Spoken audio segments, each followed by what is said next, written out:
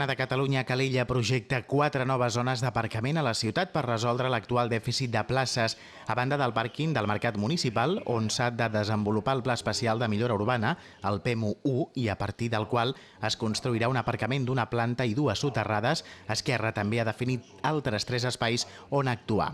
El primer situat a la Riera Capaç, per on l'alcaldable republicà aposta per construir una zona d'aparcament soterrat aprofitant les obres de cobriment de la llera de la Riera. El segon seria, de fet, una ampliació de l'aparcament que hi ha just darrere la fàbrica Llobet Guri i consistiria en utilitzar els terrenys situats a la part baixa de la zona esportiva de la Muntanyeta.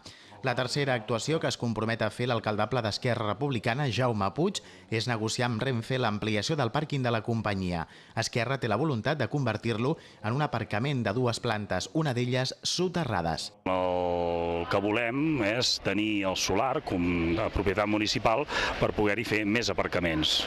Un aparcament soterrat i un altre a peu de carrer, diguéssim, i aleshores també demanar-los que es faci un passadís des del que és el pàrquing fins a la sortida al carrer Amadeu, perquè doncs pugui tenir una sortida normalitzada cap al centre comercial, cosa que quan van fer les reformes ells doncs van autoritzar que arribés fins al pàrquing del carrer, diguéssim, d'allà de la Renfe.